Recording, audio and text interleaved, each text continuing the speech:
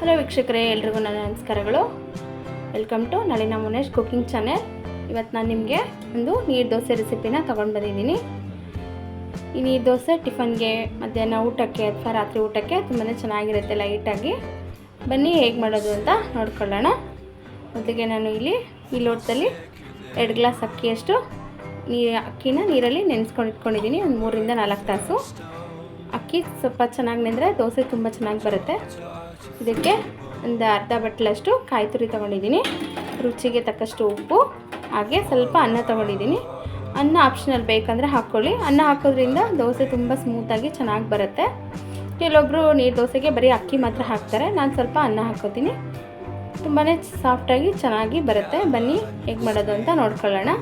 ಹಾಗೆಯೇ ಇದ್ರ ಜೊತೆಗೆ ಒಂದು ಕಾಯಿ ಚಟ್ನಿನೂ ಮಾಡ್ತಾಯಿದ್ದೀನಿ. ಕಾಯಿ ಚಟ್ನಿಗೆ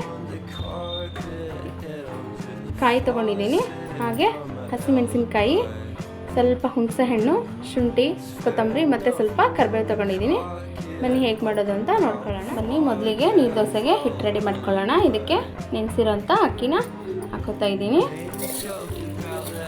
ಈಗ ನಾನು 4 ಜನಕ್ಕಾಗೋಷ್ಟು ಮಾಡ್ತಾಯಿದ್ದೀನಿ. ನೀವು ಬೇಕಾದರೆ ಇಬ್ಬರಿಗೆ ಮಾಡ್ಕೊಳ್ಳೋದಾದರೆ 1 ಗ್ಲಾಸ್ ಅಕ್ಕಿ ಹಾಕ್ಕೊಳ್ಳಿ. ತುಂಬಾ ಚೆನ್ನಾಗಿ ವೈಟಾಗಿ ಸಾಫ್ಟಾಗಿ ತುಂಬ ಚೆನ್ನಾಗಿ ಬರುತ್ತೆ. ಅಕ್ಕಿ ಅಷ್ಟೇ ಚೆನ್ನಾಗಿ ತೊಳ್ಕೊಬೇಕು ಒಂದು 3 ಸಲ. ಈಗ ಇದಕ್ಕೆ ರುಚಿಗೆ ತಕ್ಕಷ್ಟು ಉಪ್ಪು ಹಾಕೋತಾ ಇದ್ದೀನಿ. ಒಂದು ಕೈ ಅಳತೆಲೆ ಹಾಕೋತೀನಿ. ಇದಕ್ಕೆ ಸ್ವಲ್ಪ ಉಪ್ಪು ಕಡಿಮೆನೇ ಹಾಕಬೇಕು. ನಂತರ ಕಾಯಿ ತುರಿ ಹಾಕೋತಾ ಇದ್ದೀನಿ ನೋಡಿ.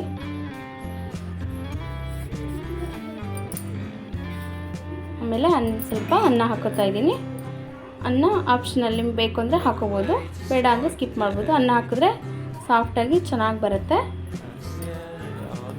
ಇಷ್ಟೇ ನೀರು ದೋಸೆಗೆ ಬೇಕಾಗಿರೋ ಐಟಮ್ಸ್ ಇಷ್ಟೇ. ಈಗ ಇದನ್ನು ನುಣ್ಣಗೆ ನೀರು ಕಡಿಮೆ ಹಾಕ್ಕೊಂಡು ನುಣ್ಣಗೆ ರುಬ್ಕೊಂಬರ್ಬೇಕು. ಮಿಕ್ಸಿಗೆ ಹಾಕ್ಕೊಂಡು ತಂದಿದ್ದೀನಿ. ಈ ಥರ ನೈಸಾಗಿರಬೇಕು ಹಿಟ್ಟು. ಇಷ್ಟು ನೈಸ್ ಹಾಕ್ಕೊತೀರೋ ದೋಸೆ ಅಷ್ಟು ಚೆನ್ನಾಗಿ ಬರುತ್ತೆ. ಇದಕ್ಕೆ ನೀರು ಹಾಕ್ಕೊಳ್ಳೋಣ. ಜಾರ್ ತೊಳೆದಿರೋ ನೀರನ್ನೇ ಹಾಕೋತಾ ಇದ್ದೀನಿ. ಹಿಟ್ಟು ಇದಕ್ಕೆ ನಾರ್ಮಲ್ ದೋಸೆ ಥರ ಇರಬಾರ್ದು, ಸ್ವಲ್ಪ ನೀರು ದೋಸೆ ಅಂದರೆ ಸ್ವಲ್ಪ ಹಿಟ್ಟು ನೀರಾಗಿ ಇರಬೇಕು ನೋಡಿ. ಈ ಥರ ನೀರಾಗಿರಬೇಕು. ನೀರು ದೋಸೆ ಇಟ್ಟರೆ ಈ ಥರ ಇದ್ರೇ ಚೆನ್ನಾಗಿ ಬರೋದು. ಇದಕ್ಕೆ ಗಟ್ಟಿಯಾಗಿ ಮಾಡ್ಕೋಬಾರ್ದು, ಈ ಥರ ನೀರಾಗಿ ಮಾಡ್ಕೋಬೇಕು. ಈಗ ಕಾಯಿ ಚಟ್ನಿ ಮಾಡೋದು ತೋರಿಸ್ಕೊಡ್ತೀನಿ, ಆಮೇಲೆ ದೋಸೆ ಹಾಕೊಳ್ಳೋಣ. ಈಗ ಕಾಯಿ ಚಟ್ನಿ ಮಾಡ್ಕೊಳ್ಳೋಣ. ಈಗ ಸ್ಟವ್ ಮೇಲೆ ಒಂದು ಪ್ಯಾನ್ ಇಟ್ಟಿದ್ದೀನಿ. ಚಟ್ನಿ ಹುರ್ಕೊಳ್ಳೋದಕ್ಕೆ ಸ್ವಲ್ಪ ಒಂದು ಅರ್ಧ ಟೀ ಸ್ಪೂನು ಎಣ್ಣೆ ಹಾಕ್ತಾಯಿದ್ದೀನಿ. ಎಣ್ಣೆ ಬಿಸಿ ಆಗ್ತಿದೆ. ಇದಕ್ಕೆ ನಾನು 5 ರಿಂದ 6 ಹಸಿಮೆಣಸಿನ್ಕಾಯಿನ ಈ ಥರ ಚುಟ್ಟು ಹಾಕ್ಕೋತೀನಿ. ಇಲ್ಲಾಂದರೆ ಸಿಡ್ಬೋಗುತ್ತೆ ಮೆಣಸಿನ್ಕಾಯಿ, ಹಾಗಾಗಿ ಸ್ವಲ್ಪ ಈ ಥರ ಹಾಕ್ಕೊಂಡ್ರೆ ಸಿಡಿಯಲ್ಲ. ಇದು ಖಾರ ಕಡಿಮೆ ಇದೆ, ಹಾಗೆ ನಾನು ಒಂದು 8 ಹಾಕ್ಕೊಂಡಿದ್ದೀನಿ. ನಿಮಗೆ ಖಾರಕ್ಕೆ ಎಷ್ಟು ಬೇಕೋ ಅಷ್ಟು ಹಾಕ್ಕೊಳ್ಳಿ. ಅದನ್ನು ಹಾಕ್ಕೊಳ್ಳೋಣ.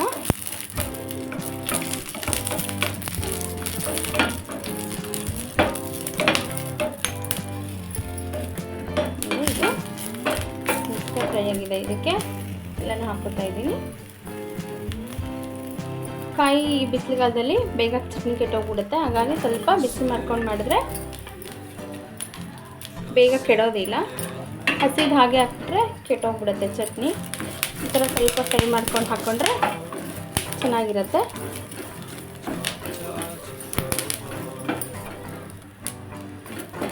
ಟೈಟಾಗಿ ಇಟ್ಕೊಂಡಿದ್ದೀನಿ ಇದನ್ನು. ಈಗ ಇದನ್ನ ಚಟ್ನಿನ ಮಿಕ್ಸಿಗೆ ಹಾಕ್ಕೊಂಬರ್ತೀನಿ.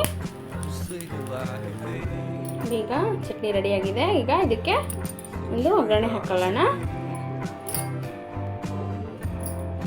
ಪ್ಯಾನ್ಗೆ ಸ್ವಲ್ಪ ಎಣ್ಣೆ ಹಾಕ್ಕೊತೀನಿ, 1 ಟೀ ಸ್ಪೂನಷ್ಟು. ಹಸಿಯಾಗಿ ಸ್ವಲ್ಪ ಒಗ್ಗರಣೆಗೆ ನಾನು ಈಗ ಸಾಸಿವೆ ಹಾಕ್ಕೊತಾ ಇದ್ದೀನಿ.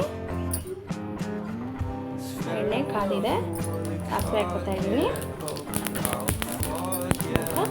ಇನ್ನೊಂದು ಮೆಣಸಿನ್ಕಾಯಿ ಹಾಕ್ಕೊತಿದ್ದೀನಿ, ಸ್ವಲ್ಪ ಕರಿಬೇವು ಹಾಕ್ಕೊತಾ ಇದ್ದೀನಿ. ಒಗ್ಗರಣೆ ಆಗಿದೆ. ದೋಸೆ ಹೇಗೆ ಹಾಕ್ಕೊಳ್ಳೋದು ಅಂತ ತೋರಿಸ್ತೀನಿ. ಫ್ಲೇಮ್ನ ಹೈ ಫ್ಲೇಮಲ್ಲಿ ಇಟ್ಕೋಬೇಕು. ದೋಸೆ ತವ ಚೆನ್ನಾಗಿ ಕಾದಿರಬೇಕು. ತವಾ ಸರಿಯಾಗಿ ಕಾದಿಲ್ಲ ಅಂದರೆ ದೋಸೆ ಚೆನ್ನಾಗಿ ಬರೋದಿಲ್ಲ.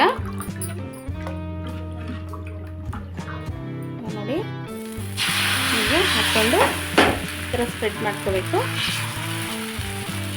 ಹ್ಯಾಂಡ್ ಇಟ್ಕೊಂಡು ಈ ಥರ ಸ್ಪ್ರೆಡ್ ಮಾಡಿಕೊಂಡು ಹಾಕಿದ್ರೆ ಆಯಿತು. ಇಷ್ಟೇ ಸಿಂಪಲ್ಲಾಗಿ ಈಸಿಯಾಗಿ ಮಾಡ್ಕೋಬೋದು.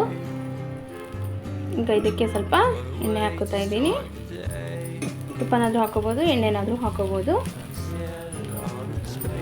ಸಿಂಪಲ್ಲಾಗಿ ನೈಟ್ ಟೈಮ್ಗೆ ಅಡುಗೆ ಮಾಡೋಕ್ಕೆ ಬೇಜಾರಾದಾಗ ಈ ಥರ ಕಾಯಿ ಚಟ್ನಿ ದೋಸೆ ಮಾಡ್ಕೋಬೋದು. ಬೆಳಿಗ್ಗೆ ಟಿಫನ್ಗೆ ಮಾಡೋದಾದರೆ ಅಕ್ಕಿನ ರಾತ್ರಿನೇ ನೆನೆ ಹಾಕಬೇಕಾಗುತ್ತೆ. ನೋಡಿ ಎಷ್ಟು ಚೆನ್ನಾಗಿ ಬರ್ತಾಯಿದೆ, ಏನು ಪ್ರಾಬ್ಲಮ್ ಇಲ್ಲದೇ ಆರಾಮಾಗಿ ಹೇಳುತ್ತೆ ಅಂತ ಇದ್ದೀರಲ್ಲ. ಉದ್ದಿನಬೇಳೆ ಬೇಡ, ಏನು ಬೇಡ, ಇದಕ್ಕೆ ಅವಲಕ್ಕಿ ಬೇಡ, ಉದ್ದಿನಬೇಳೆ ಬೇಡ, ಅಕ್ಕಿ ಒಂದಿದ್ರೆ ಅಕ್ಕಿ, ಉಪ್ಪು, ತೆಂಗಿನಕಾಯಿ, ಸ್ವಲ್ಪ ಅನ್ನ. ಕಾಯಿ ಇಲ್ಲೇ ಇದ್ರೂ ಪರವಾಗಿಲ್ಲ, ಬರೀ ಅನ್ನ ಹಾಕ್ಕೊಂಡ್ರೆ ದೋಸೆ ತುಂಬಾ ಚೆನ್ನಾಗಿ ಬರುತ್ತೆ. ಈಗ ಇದಾಗಿದೆ. ಈಗ ನೀರು ದೋಸೆ ಚಟ್ನಿ ರೆಡಿಯಾಗಿದೆ. ಎಷ್ಟು ಸಾಫ್ಟಾಗಿ ಬಂದಿದೆ ಅಂತ ನೋಡಿ, ಎಷ್ಟು ಸ್ಮೂತಾಗಿದೆ, ನೋಡ್ತಾ ಇರ್ಬೋದು ನೀವು. ನೀವು ಮನೆಯಲ್ಲಿ ಇದನ್ನು ಟ್ರೈ ಮಾಡಿ, ಹೇಗೆ ಬಂತು ಅಂತ ಕಮೆಂಟ್ ಸೆಕ್ಷನಲ್ಲಿ ತಿಳಿಸಿ.